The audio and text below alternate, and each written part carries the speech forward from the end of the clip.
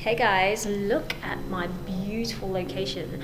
This is me at a hotel in Monaco where I'm actually going to be training some incredible people, but that's not what I'm here to talk about. I'm here to talk about goal setting and why it matters for you to be really taking it seriously. Well, I'd say December, because look, it's Christmas. You can see maybe Christmas trees behind me, and I use this month as a goal setting month. So I wanted to tell you a few things that I do that could help you with your goals for the next year or whatever you're doing, even if it's just for a month or 12 months as a milestone that you're trying to achieve. So first thing first, it's so important, and by the way, if you hear any background noise, I'm so sorry. It's because I'm in a public space. I found a quiet bit, but I'll be honest, there's going to be people walking around that you'll see randomly. But in a nutshell, I bring people here, and many people say, why do they have to come out to Monte Carlo? Kind of obvious. It is the most opulent place to kind of think big. So one thing I will tell you to do right now is please get yourself out of your comfort zone. Don't do this kind of goal setting process in your house, in anywhere that you're used to being. I want you to really explore different places. Go somewhere that makes you think big, and Monte Carlo did that for me, because it certainly is a place where you have a limitless approach. Like in the daytime, you have like the super yachts around you. Even if just the people here are just all super wealthy business owners and entrepreneurs, investors, and that's what I needed to be really successful, or take my business to the next level, my investment game to the next level. So how does that affect you? Well, go anywhere that really makes you feel like, oh, this is a nice environment, very 5-star. It could just be a simple London place, New York, wherever you're watching this, whatever country you're in, you will have a city that is very shiny. That's the place you want to go. And then the second thing you want to do is really be honest with yourself. Like, what is it that is holding you back? Like, what is actually, if you look back at your last few months, or even let's go for a 12-month period, if you look back in the whole year, where did you hold back? Like, why did you play small? This is really important to know. Most people, from all my coaching I've done over the many years, most people play small because of the fear of rejection, the fear of what other people might say to them, whether it's online or just generally, because let's say someone was going to arrange a meeting with you. They say, let's meet up on a Tuesday, and then they suddenly cancel. Now, some people take that really personally.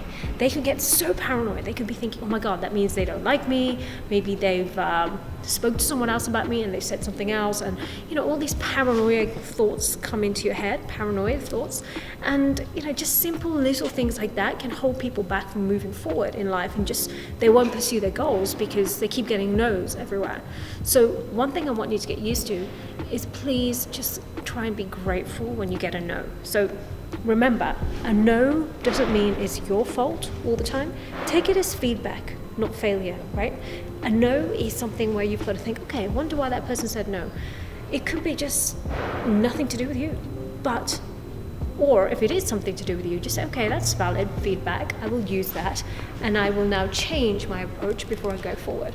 This is really important when I'm doing investment in events, and people are pitching for investment, and they get a no initially from me or somebody who they're pitching to.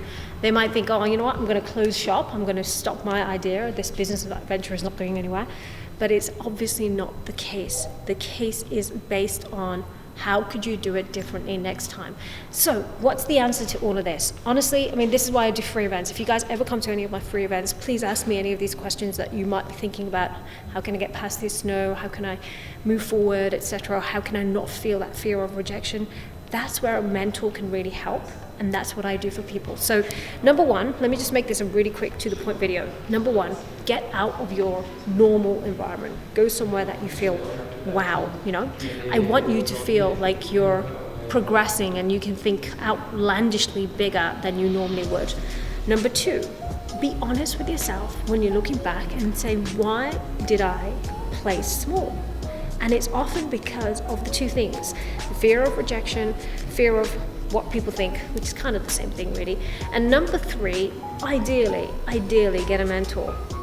Even if that's, because why does a mentor work so much? And people think that mentors are, just something that they'll do when they get wealthy. Honestly, that's why cheap mentorship exists, i.e., people come to my events, they're completely free events, some of them. I do it for a purpose because I know not everyone can afford the high-end stuff. Watching a YouTube video is good, but having that feedback, the difference between mentorship and just watching a YouTube video or listening to a podcast is there is no feedback. And that feedback is critical to get you the real growth, because you can continue making that same mistake over and over again. You could be pitching the wrong way, for example. You could be trying the wrong moves in business all the time, or even in your job, like things could just be really, really static, but no one is brave enough to say, hey, this is what you're doing wrong, change it, pivot. Because you will never say it to yourself. Your comfort zone is far too comfortable.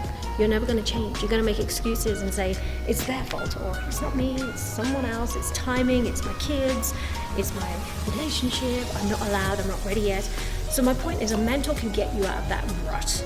And I really am all about that mentorship, hence I do what I do. So in a nutshell, take on those 4 points. Number 1, go to somewhere outlandish. Number 2, be honest. What's holding you back? Like, what is it that is not, why did you play small? Number 3, get a mentor and really use it. Number 4 is actually implement and get that feedback, just stop playing small. So anyway, I'm going to leave it at that. Hope you guys made some sort of use of that. Excuse the background noise, like I said.